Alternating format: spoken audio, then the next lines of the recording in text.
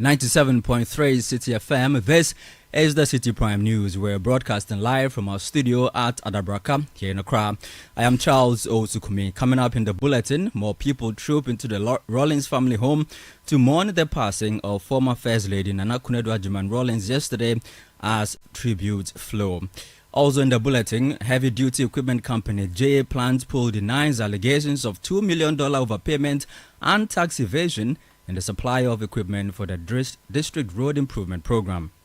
A clerical mistake in the PPA's approval letter, particularly relating to the pricing of the wheel loader line item, gave the appearance of discrepancy.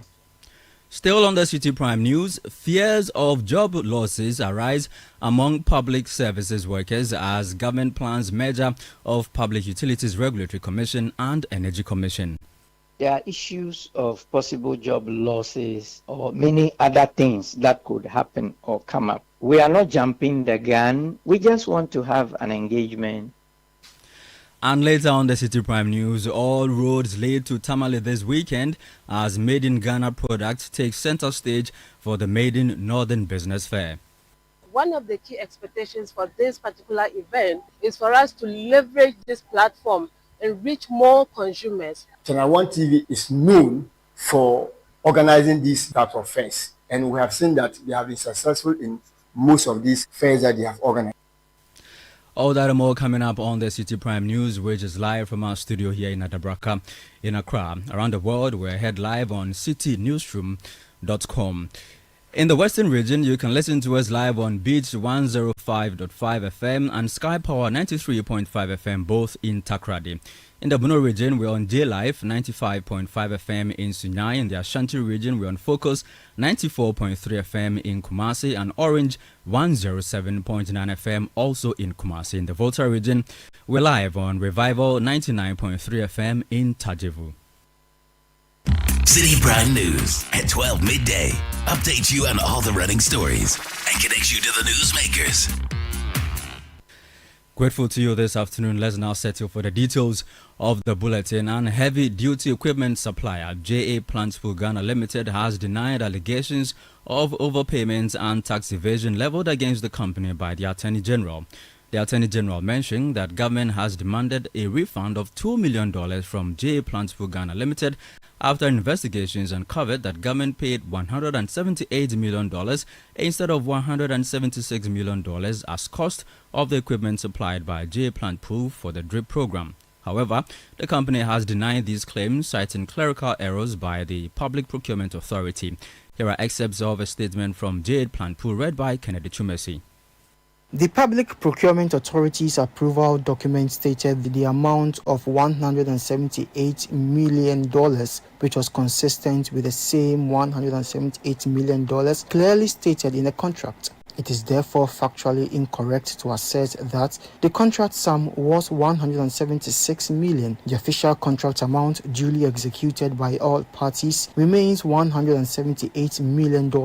A clerical mistake in the PPA's approval letter, particularly relating to the pricing of the wheel loader line item, gave the appearance of discrepancy. The supplier, JAPP, promptly notified the approving authorities upon discovery of the error for the same to be corrected. Accordingly, any perceived excess of $2 million did not arise from an overpayment of JAPP, but from a clerical mistake, and JAPP cannot be held liable for errors originating from approving authorities, especially where all approvals and payments were sanctioned through lawful governmental channels. It must therefore be clearly stated that the total contract sum is $178 million and not $176 million as stated by the Attorney General, and that no overpayment occurred. Government, being a continuum, bears the responsibility to rectify clerical errors appearing in its own document and to regularize the record in accordance with the executed contract.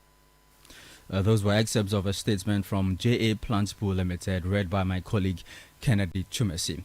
Away from that, lawyers for embattled Ashanti Regional Chairman of the New Patriotic Party, Bernard Entwi-Boasiaku, popularly known as Chairman Wuntumi, say the necessary court documents for the trial have not been served on them. This, they say, is hampering their preparation for the case management conference. This follows a court order directing the prosecution to file their witness statements and disclosures before Tuesday, October 28, when both parties are expected to return to court. Lead counsel for Chairman Wontumi, Andy Apiakubi, tells Citi News the team is awaiting service of the required processes.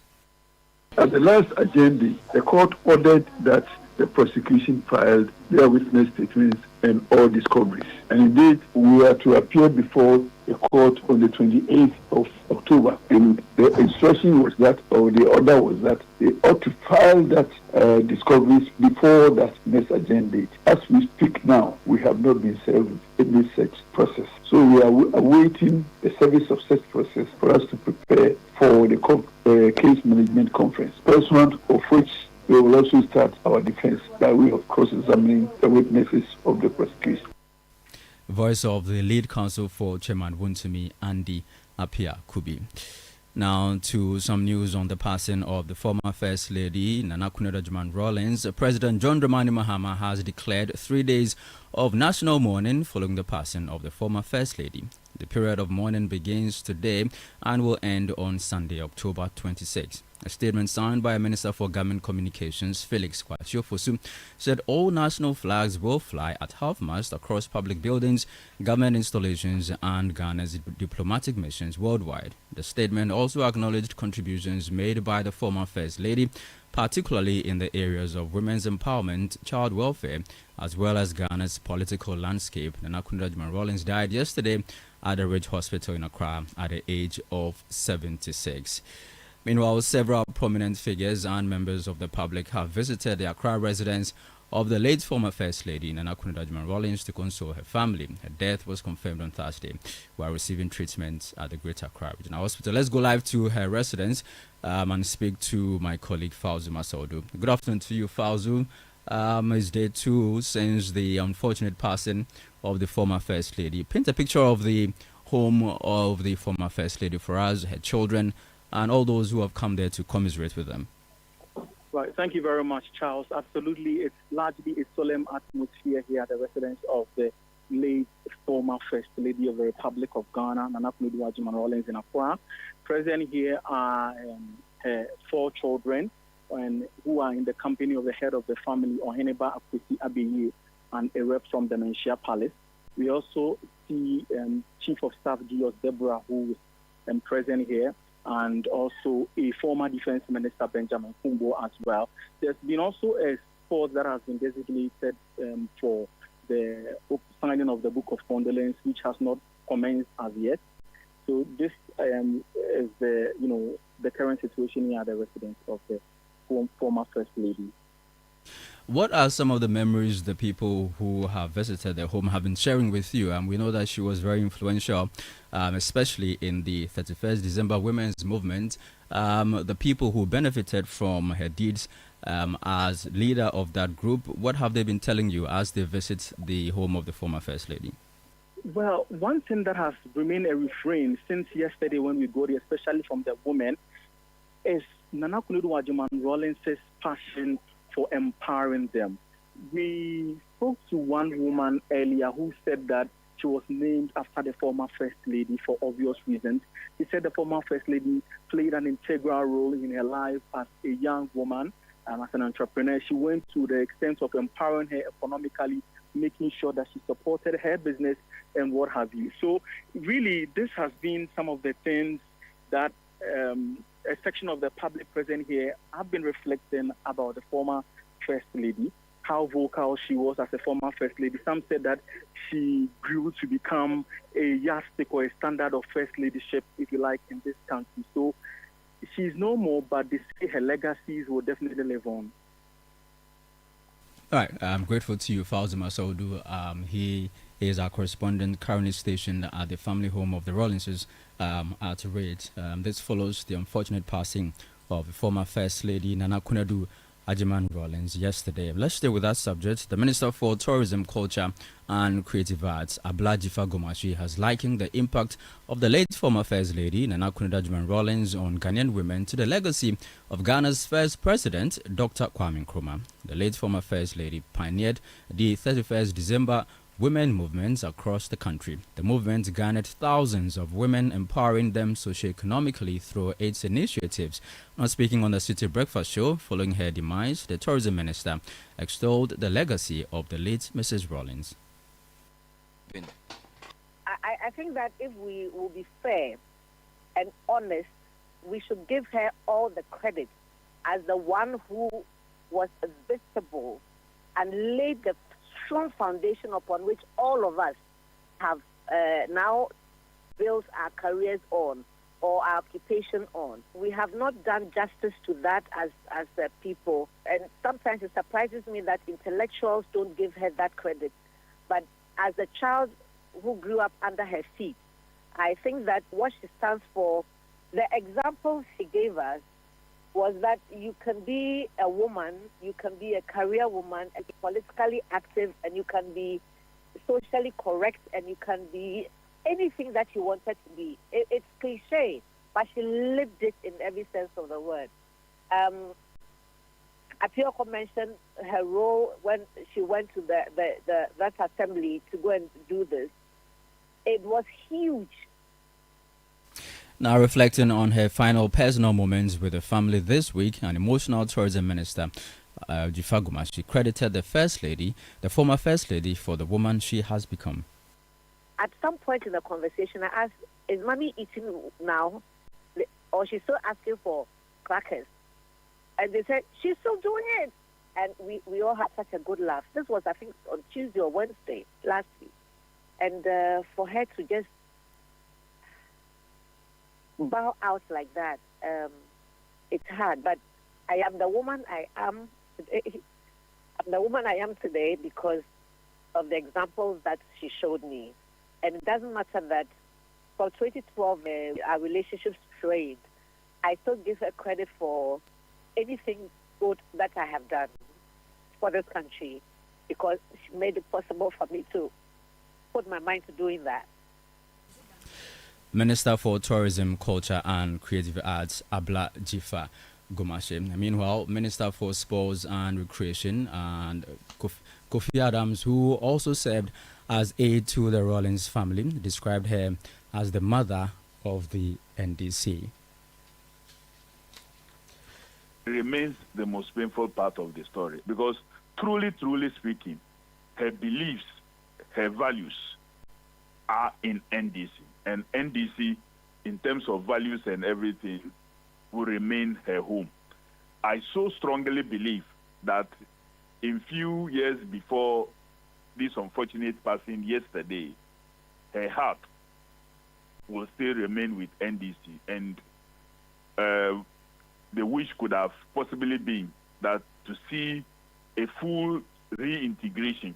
President Rawlings was the founding father, and Nana Konadu, truly, if there is anything to say, was the one who carried and birthed that party. So you can say she's more like the mother. That was Sports Minister and former aide to the Rawlings family, Kofi Adams. You're still listening to the City Prime News here on 97.3 Citi FM. In more news, the Public Services Workers Union of TUC has called on the Minister for Energy and Green Transition to engage stakeholders on the proposed merger of the Public Utilities Regulatory Commission and the Energy Commission. According to the union, it had received concerns from staff of the two commissions who fear the merger could affect their employment and welfare. In an interview with Citi News, the General Secretary of the Public Services Workers Union, Bernard J, says the union wants an opportunity to understand the proposal and ensure that workers' interests are protected before any decision is finalized. So we have just gotten to know that the current administration also intends to maybe look at it. So actually we have just requested a meeting now to have an understanding of exactly what the ministry or the government intends to do. Then if it's okay with us, then there's no problem. If not, we will let them know what our inputs are, what our concerns are, then we take it from there. You see, understanding is very important in everything. Naturally, as a union, what we know whenever measures are taking place, there are issues of possible job losses and or many other things that could happen or come up. So we are not jumping the gun yet. We just want to have an engagement, which I know, I mean, the minister is very open. In our previous engagements, he has been very open with us, and he's committed to work with us. So for me, I would say that let's get to know exactly what is coming. Let's get to know how it will affect us. We can only have an idea based on what has happened in the past in some other institutions. And once we have that engagement, I believe everything will be fine. Voice of the General Secretary of the Public Services Workers Union, Bernard Ejay. You're still listening to the City Prime News. You're on 97.3 Citi FM with me, Charles Osukumi. Still ahead, all roads leads to Tamale this weekend as Made in Ghana products take center stage for the Made in Northern Business Fair. Please stay with us. We'll be back shortly. City Prime News at 12 midday. Updates you on all the running stories and connects you to the newsmakers. Luck is everywhere for everyone, yeah. The winning season is back, but this time I am collecting the wins like Jollof at a wedding. The luckiest season 3 is here. Your chance to flip your luck or maybe your bank accounts too. 2 easy ways to join. Dial *712#. Hit 1 to buy for you or 2 to gift a friend. Feeling lucky? Pick 1 for a random number or hit 2 to choose your own. Pay with mobile money. Done. You're in. Or go to theluckiestafrica.com, click community tickets, choose your number or let the system do so for you. You can buy a ticket for your boo or your favorite barber. Pay with Momo or card if you're abroad. 1 ticket could turn your 1 Ghana cedi into 500 times more. And the whole community could win 10 times over. Dial *712# or log on. Let's get lucky together because luck is everywhere. Play responsibly, not for persons under 18 years. This promotion is regulated by the NLA on the Caritas platform. This October, Northern Ghana takes center stage. Get ready for the Northern Business Fair 2025, the ultimate one-stop shop for everything made in Ghana in the Savannah, Northern, Northeast, Upper East, and Upper West regions. From hand-woven smocks and intricate crafts to modern manufacturing, innovative packaging of made-in-Ghana products, and thriving homegrown businesses, it's a vibrant celebration of talent, innovation, and authenticity. Brought to you by Channel 1 TV and 97.3 Citi FM, it's the biggest trade fair showcasing Kenyan SMEs, startups, research bodies, and indigenous brands making waves across the nation. It's happening on Saturday the 25th and Sunday the 26th of October 2025 at the Tamale Sports Stadium. The time is 9 a.m. to 6 p.m. daily. Want to exhibit? Call 0205-973-973 today and book your space. Don't just hear about it, see it, experience it, and live it. The Northern Business Fair, your market, your connections, your growth. The Northern Business Fair 2025 is powered by Channel 1 TV and 97.3 Citi FM and is proudly sponsored by EcoBank, Side Hustle, the Ghana Enterprises Agency, the Ghana Export Promotion Authority, and supported by Cackstone Records.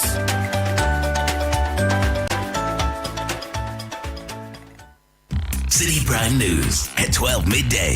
Updates you on all the running stories and connects you to the newsmakers. You're welcome back. This is the City Prime News on 97.3 Citi FM. I am Charles Osukumi. The news is also heard live in the northern region on Radio Bimbila 91.9 FM. In the Upper East region, we're on Mike 105.3 FM in Navrongo. And in the Upper West region, we're on Tinsong 97.3 FM in Wa and Drapa 96.1 FM. In some other news, the National Security is in the Ashanti region is interrogating 8 illegal miners arrested at Konkomba in the Busumchi district. The miners had encroached on land designated for a school park, leaving the area severely degraded and posing a threat to the only public school and health center in the community. In their search for gold, they dug dangerously close to the Konkomba DA Basic School and Community Health Center. Although the Busumchi District Assembly has begun a reclamation exercise to restore the degraded land, security operatives say they are now pursuing the key financiers behind the activity. Ashanti Regional Security Coordinator Captain Retired John Kwame Jabari says efforts are underway to apprehend those responsible.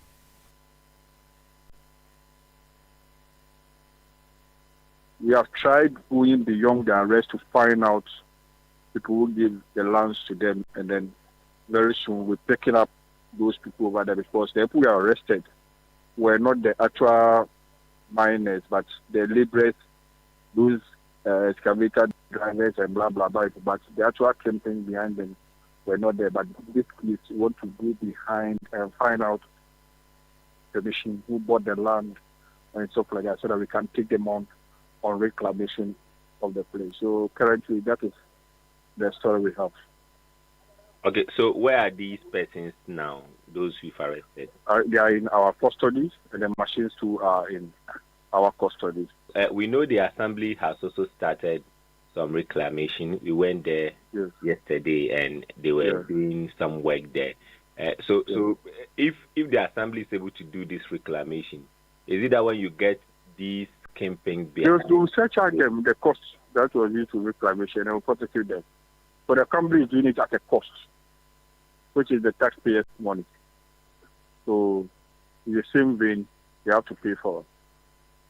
That was Captain Retired John Kwame Jabari, the Ashanti Regional Security Coordinator. Now, meanwhile, the Minerals Commission has revoked over 200 small-scale mining licenses across the country for breaches of mining regulations and the expiration of some permits. The government has since announced. The Minister for Lands and Natural Resources invoked the Minerals and Mining Act 2006, Act 703, and the Minerals and Mining General Regulations 2012 LI 2173 to authorize their revocations according to a public notice issued on October 23, 2025. The Media Relations Officer of the Lands Ministry, Kwesi Shandov, has been speaking to Citi News on the matter. When you look at the measures by the Ministry of Lands and Natural Resources to deal with the menace of illegal mining, the reformation of the licensing regime is one of the core priorities. And so it is in that spirit that the exercise was conducted, the review of small-scale mining licenses across the country.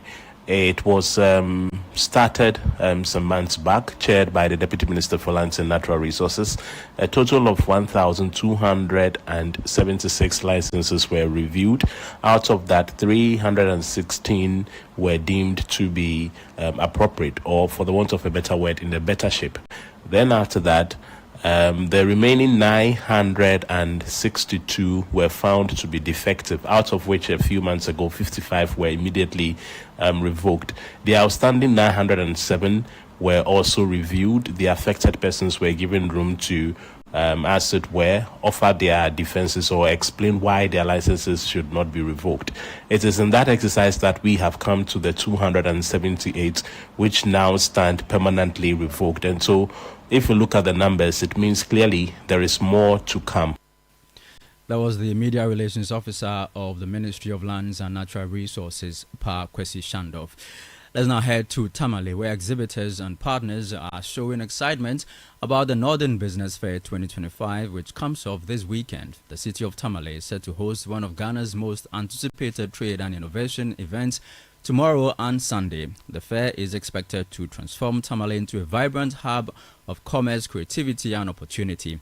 From hand-woven smogs and traditional craft to cutting-edge packaging technologies and agro-processing innovations, the fair will blend culture and enterprise in a vibrant display of northern ingenuity. Exhibitors across the northern region say they are eager to leverage the Channel One TV and Citi FM platform to showcase their products to a wider audience. One of the key expectations for this particular event, the trade fair, is for us to leverage this platform and reach more consumers. People that didn't know about mushroom, they should be able to identify or locate us at this platform. And this can also translate to sales. So that is like one of the big expectations for this event. And we are also expecting to connect with other businesses within the ecosystem. My expectations definitely are waiting to see a lot of people troop into that one area where locally patronized businesses are all coming together to show what they do. I mean, service providers all coming there to, let people see what they are giving to Northern region. I expect people to, come and then find what they've been looking for all these years that they've not even realized that they are in Tamale or in the Northern region. You had some exhibitors at the Northern Business Fair 2025 speaking to City News. Let's now head to the region and speak to our Northern Bureau Chief, Shawana Yusuf, who is currently monitoring preparations ahead of tomorrow and Sunday. Good afternoon to you, Shawana. A lot of work has gone into the preparations for this fair. How excited are we? Thank you so much. Tamale, the people of Tamale in general, exhibitors and everyone who will be coming through are so excited. Personally, I'm very excited having this in my region, Panoan TV for the first time.